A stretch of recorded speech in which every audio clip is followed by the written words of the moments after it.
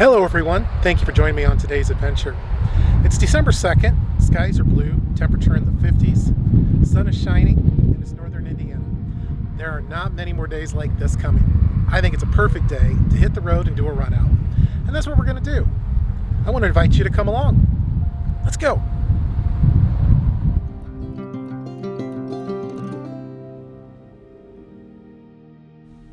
Let's begin in Leo, Indiana, on the banks of the St. Joseph River. It widens here. In the summer months, this can be full of boats, water skiing, fishing, and other people just enjoying the water.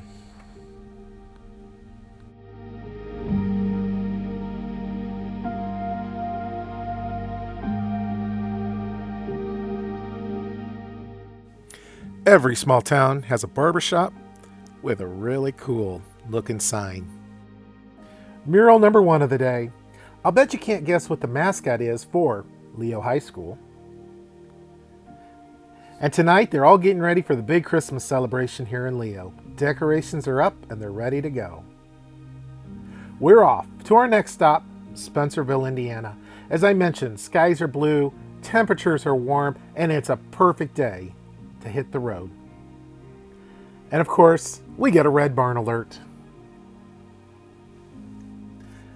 Spencerville, Indiana was the oldest settlement in DeKalb County, founded on the banks of the St. Joseph River in 1828. No trip to Spencerville is complete without a drive across the historic Spencerville Covered Bridge. We did an episode on this earlier, and I'll link that information below.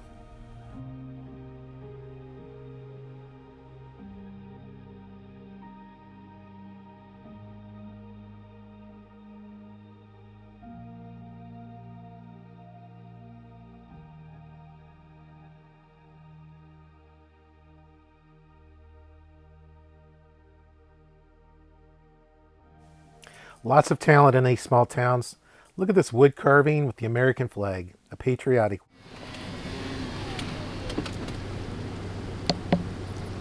Look at that old Winnebago. We saw it in the creativity with the wood carving and the American flag. Here in the local park, they've created a little stage. It could be used for anything from local theater productions to square dancing to a concert to just about anything you might think of. Ingenuity at its best.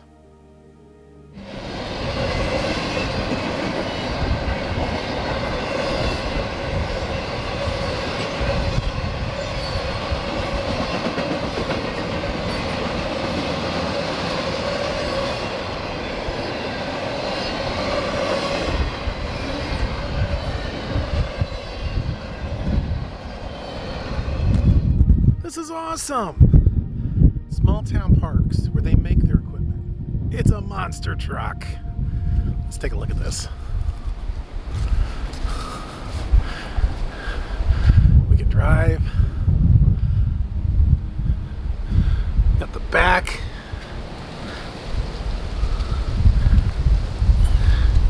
And then just shoot down the slide.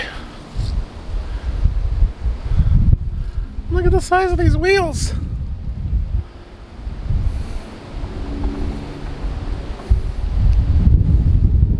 That's awesome. Our next stop in St. Joe, Indiana is at Seckler's Pickles. They've been producing pickles here in the area for over 100 years. Walk into their showroom. You get a chance to see everything that they make. Here's a little bit about the history of the company and the family that have brought this together. As I mentioned, they have over 50 different styles of pickles available, relishes, almost you name it, it's here. It's not a very big area, but again, if you're looking for something unique, I think you're going to find it here. They have some interesting items, such as a pickle stress ball. How about a pickle finger? And everybody can use a pickle t-shirt. Again, Seckler's has been around for over 100 years in the area. I got Seckler's Sweet Mild Hungarian Pepper Relish. You can put this on just about anything. We're on to the road to our next stop, which is going to be Butler, Indiana.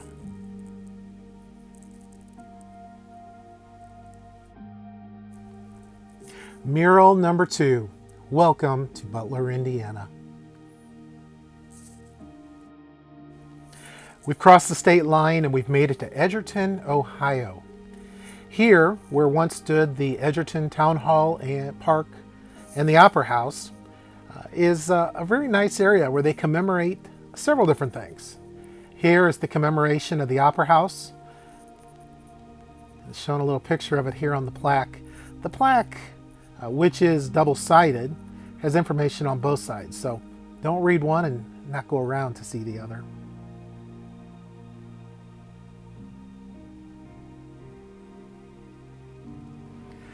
They have a real nice monument that has been set up to honor those who've served.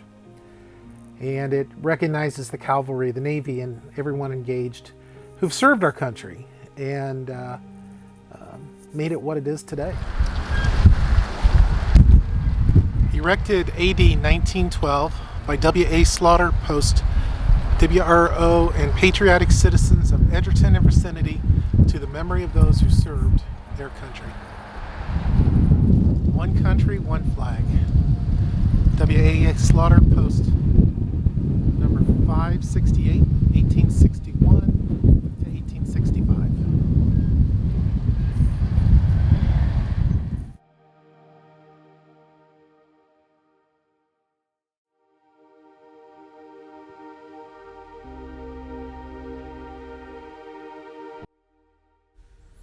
I'm a fan of bells. Here is the Edgerton Fire Bell. In the past, when you needed to gather people, whether in an emergency or other situations, you didn't have sirens, you didn't have phones or other communication. And it was a bell that rang out across the town to tell everyone to come quickly.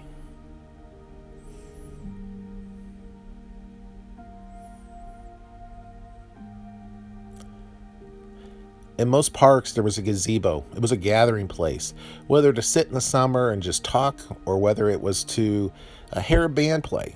Here, the gazebo is still a part of Edgerton. They have the nativity up for Christmas. But again, in the summer months, I can just imagine people sitting around, listening to some music, and talking and socializing. A mural tells the story, and this mural is no different. This is magnificent. You can see me in the picture, and just how tall and immense it is. It shows the Opera House. It shows where the train station was. But it also shows where the gazebo was, the windmill, and other parts of the park. It's a great storyboard of the past.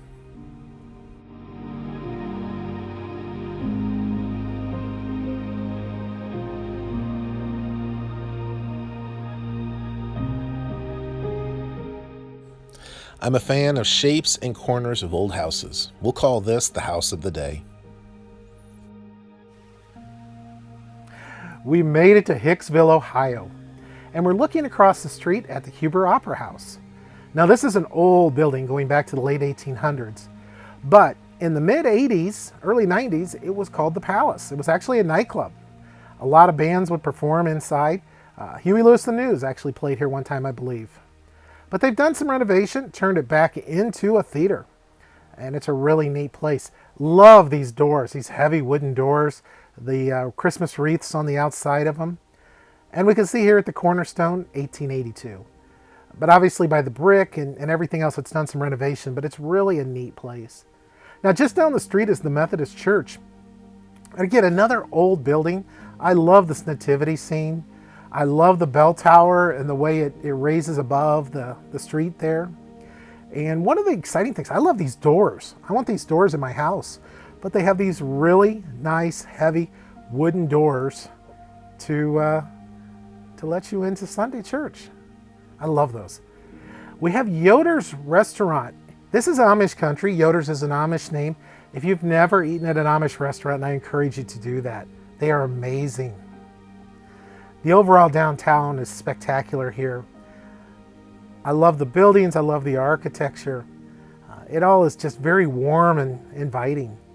And again, we have another great small business here. I love that sign in the name. And as I mentioned, this is Amish country, so if you go to the bank, you got horse parking only. We made it back into Indiana.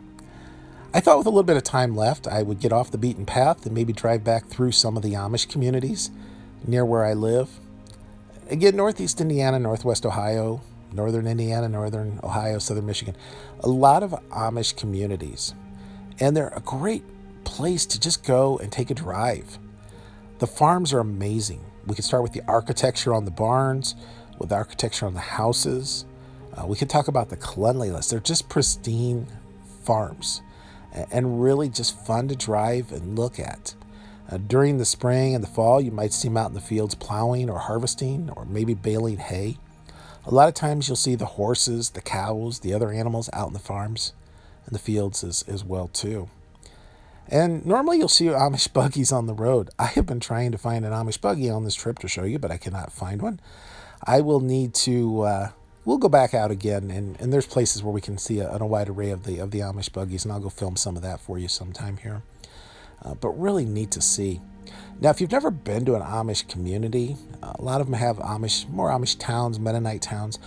They have amazing restaurants. I love to go eat in an Amish restaurant. When I pointed the one out to you in Hicksville there, they just have, whether it's mostly family style, traditional. I love to get a hot roast beef sandwich, which I find is pretty typical at a lot of places. Think of it more in terms of a beef Manhattan, but it's just amazing. Their pie selection, out of this world. If you're looking for maybe furniture or you're looking for other items like that, they do amazing woodworking opportunities there for your house. Their quilting skills are amazing as well too. Many of the Amish in our area are involved in woodworking or farming, but also a lot of them do construction work in and around the Fort Wayne area. So oftentimes you'll see Amish crews out on home sites building houses and other things. But pretty interesting. It's a pretty interesting group of people to get to know and to spend some time in those communities. So we'll finish out with just a little bit more tour here through the Amish community. Again, we encourage you sometime, if you're in those areas, stop in, take a drive, go visit the stores, visit the restaurants.